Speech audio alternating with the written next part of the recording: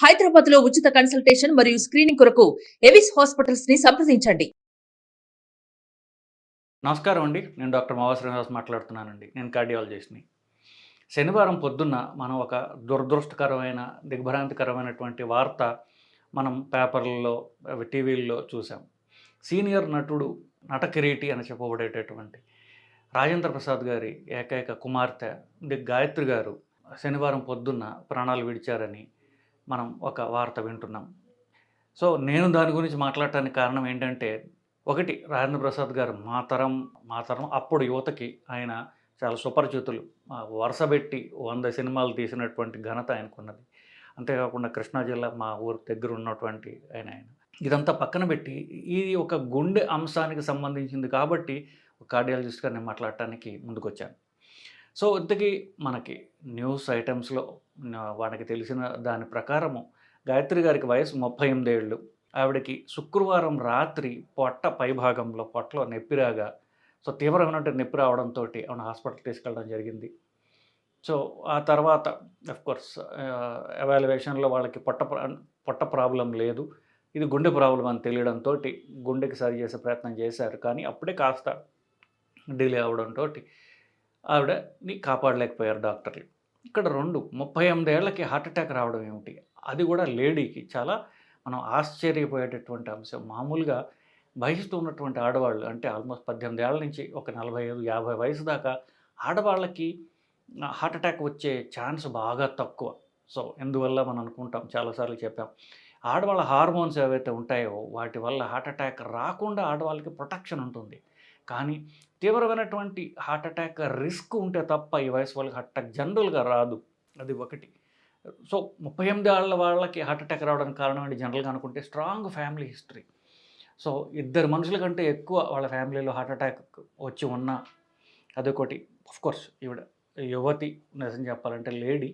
మగవాళ్ళల్లో కనుకంటే smoking ఉన్నా, లేకపోతే అంతకుముందే వాళ్ళకి షుగర్ వ్యాధి ఉన్నా, ఇవి కాకుండా ఇంకా మిగతా పుట్టుకతో వచ్చినటువంటి గుండె జబ్బులు ఏమంటే ఉండొచ్చు. కామన్గా షుగర్ ఉందా, వీడు కాకపోయినా మగవాళ్ళలో అయితే కనుక వాళ్ళకి సిగరెట్ అలవాటు ఉందా, స్ట్రాంగ్ ఫ్యామిలీ హిస్టరీ ఉందా, ఇది చాలా తీవ్రమైన అంశం. ఆడవాళ్ళకి వాళ్ళకి ప్రకృతి ఇచ్చినటువంటి ప్రొటెక్షన్ని దాటి ఫ్యామిలీ హిస్టరీలో హార్ట్ అటాక్ రిస్క్ ఉన్నట్లయితే కామన్గా ఇట్లాంటి ప్రమాదాలు జరుగుతూ ఉంటాయి. ఇంకొక ప్రాబ్లం ఏమొస్తుంది, ఈ వయసులో వాళ్ళకి గుండె ప్రాబ్లం వచ్చిన వాళ్ళు కానీ చుట్టుపక్కల వాళ్ళు కానీ అంత తేలిగ్గా నమ్మరు. ఆ వయసులో యూజువల్గా షుగర్ అలాంటివి ఉండవు. సడన్గా పొట్ట నొప్పి వస్తే నేను అవి తిన్నాం ఇవి తిన్నాం లేకపోతే ఏదో లేక టాబ్లెట్లు వేసుకొని డిలే చేయడం అంటూ జరుగుతుంది. నేను చాలా మగవాళ్ళలో చూసినప్పుడు నేను ఏదో డ్రింక్ తీసుకున్నానులే, దానివల్ల వచ్చి ఉంటుంది, ఇట్లా డిలే చేయడం అనేది ఎస్పెషల్లీ ఈ వయసులో చాలా కామన్గా జరుగుతూ ఉంటుంది. అప్పుడు తీరా వెళ్ళేసరికి సడన్గా అరే ఇది హార్ట్ అటాక్ అని తెలుస్తుంది. అప్పుడు కొంత కాలయాపన జరిగి ఉంటుంది. ఈవిడ కాదు, జనరల్గా చెప్తున్నాను నేను.